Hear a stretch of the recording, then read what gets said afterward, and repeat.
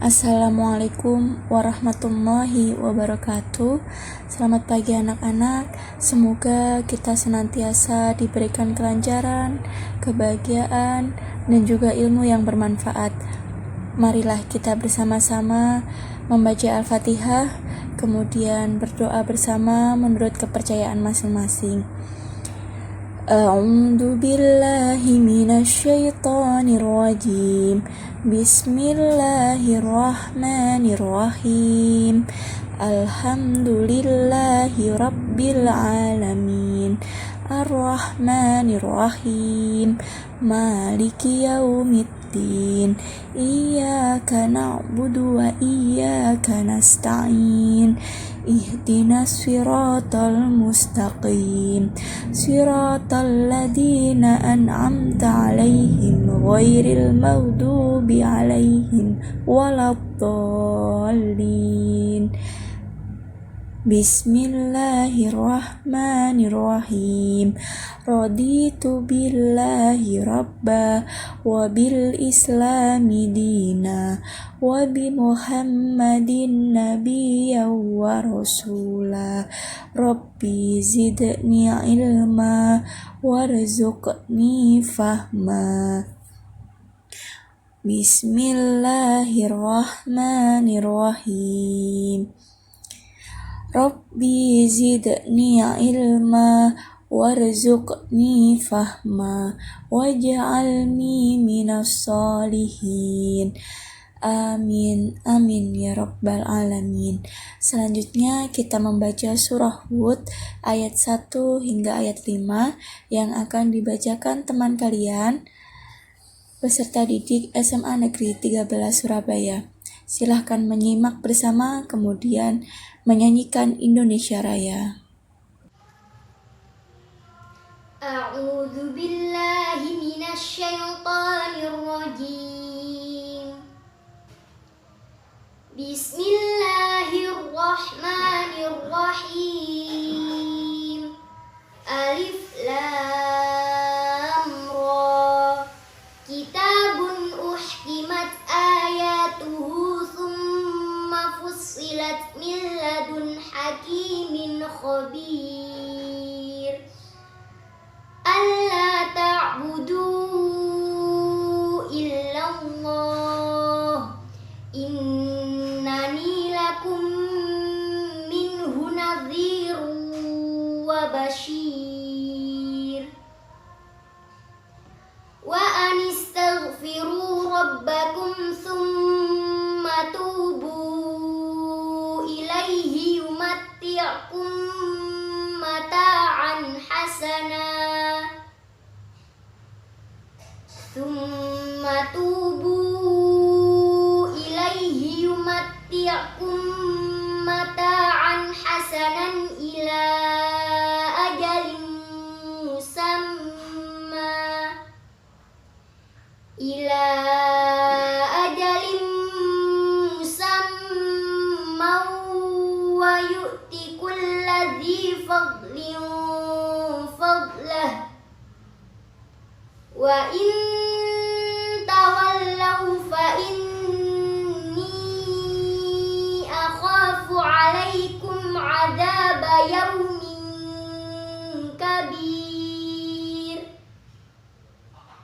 Ilallahi marji'ukum wa huwa 'ala kulli syai'in qadir. Ala innahum yaknuna sudurahum liyastakhfu min. Ala hina yastaghshuna thiyabahum ya'lamu ma yusirruna wa ma yu'linun. Innahu alimun bizatis sudur. Shadaqallahul azim. Alhamdulillahirabbil alamin. Kita telah mendengarkan dan menyimak surah Hud ayat 1 hingga ayat 5. Surah Hud ini adalah surah yang turun sebelum Nabi hijrah, jadi mengisahkan kisah Nabi Nuh, kisah Nabi Hud dengan kaum-kaumnya. Nah, Nabi Hud ini yaitu seorang nabi yang diutus pada tahun 2400 sebelum Masehi. Ya, beliau ini diutus di Yaman yang nama kaumnya adalah kaum Ad. Ayat ini juga mengisahkan tentang keutamaan Al-Quran dan bukti kebenarannya. Nah, dari Alif Lam Ra sendiri, kita kan pada ayat pertama kita mendapatkan huruf, 3 huruf, yaitu Alif Lam Ra.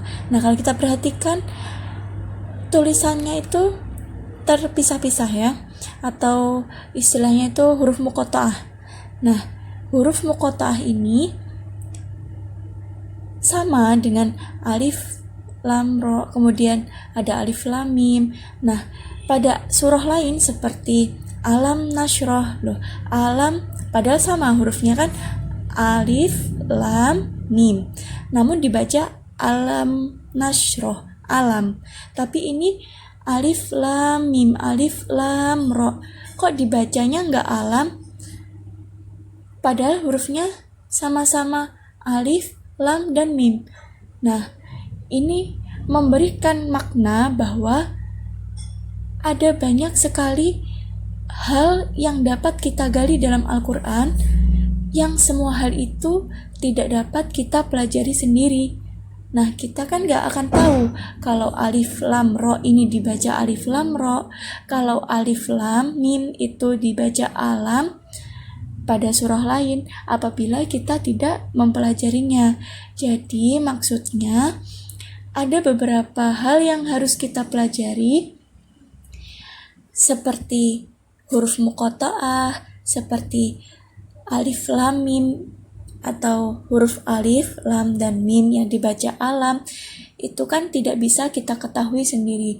Nah, itu adalah makna kita harus belajar dan mempelajari Al-Quran agar tidak salah.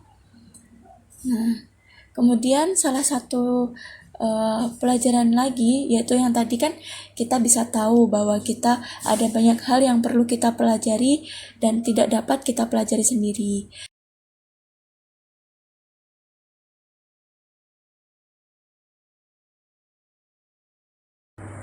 Nah, kemudian uhkimat itu hukum. Nah, kita tahu bahwa hukum itu akan menghalangi orang lain agar tidak melakukan kesalahan. Jadi Al-Quran ini turun dengan kekuatannya yang akan menghindarkan semua umat Islam yang mempelajari dan melaksanakannya dari keburukan. Kita dihindarkan dari keburukan dan tentunya kita diantarkan kepada kebaikan. Jadi apabila kita mau mempelajari dan melaksanakannya, kita ini dituntun pada kebaikan. Begitu intinya. Kemudian summa fussilat itu artinya terpisah-pisah, di mana Al-Quran itu turun bertahap, berangsur-angsur, mulai dari Iqra, ya, Al-Alaq itu, hingga 114 surah. Kemudian rinci, Al-Quran ini rinci, baik urayanya maupun tujuannya. Yaitu tujuan hadirnya Al-Quran ini apa? Yaitu agar manusia itu menyembah Allah dan tidak menyembah selain Allah. Dimana ketika kita menyembah ini kita terangkum ke dalam ibadah murni sama ibadah umum. Jadi ketika kita menyembah itu kan melakukan ibadah. Ibadah murni itu apa, Bu? Ibadah murni itu ibadah yang sudah ditentukan ketentuannya oleh Allah. Jadi kayak waktunya, bilangannya. Seperti haji ya. Haji kan kita ditentukan waktunya kapan, ada apa aja tahapannya. Salat begitu. Salat juga termasuk ibadah murni. Kamu harus salat jam berapa, bilangannya seperti apa, bagaimana gerakannya. Zakat juga begitu. Zakat itu ukurannya berapa, kemudian zakat itu untuk siapa. Nah, itu kan sudah ada ketentuannya dari Allah. Itu namanya ibadah murni.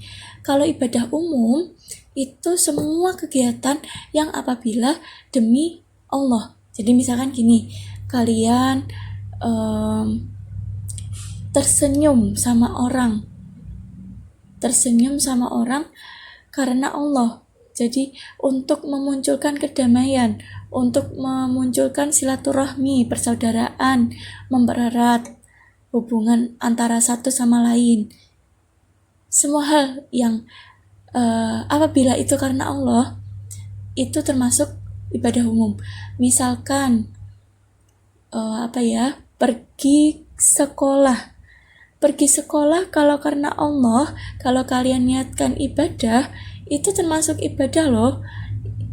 Terus misalkan kalau kalian menjadi murid yang rajin, apabila itu karena Allah, kalian niat agar menjadi murid yang baik, menyenangkan hati orang tua, ikhlas karena Allah, itu juga termasuk ibadah. Oleh karena itu, Allah kan pernah berfirman kalau kita hidup adalah untuk beribadah.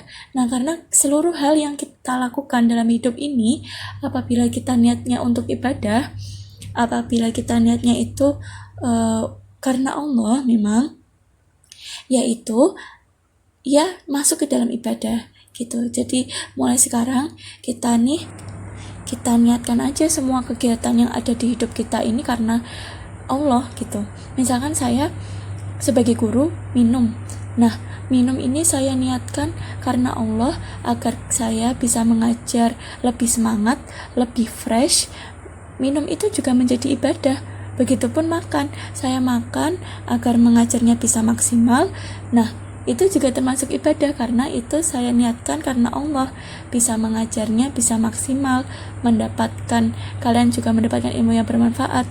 Nah, begitupun kalian lakukan aja semua yang ada di hidup kalian itu diniatkan aja untuk Allah, biar lebih dekat dengan Allah, biar lebih maksimal ibadahnya. Nah, diniatkan aja dengan niat-niat yang baik, yaitu niat karena Allah. Ya, mungkin itu ya yang bisa kita pelajari hari ini. Semoga kita mendapatkan ilmu yang bermanfaat dari surah Hud ayat 1 hingga ayat 5 ini. Jangan lupa selalu meminta ampun kepada Allah karena kita tentu bukan manusia yang tidak melakukan dosa. Jadi kan kita ini tidak pernah luput dari dosa. Sehingga sebisa mungkin kita lebih sering untuk memohon ampun, memohon taubat kepada Allah agar selalu didekatkan kepada kebaikan. Sekian anak-anak ya, mohon maaf bila ada kesalahan. Wassalamualaikum warahmatullahi wabarakatuh.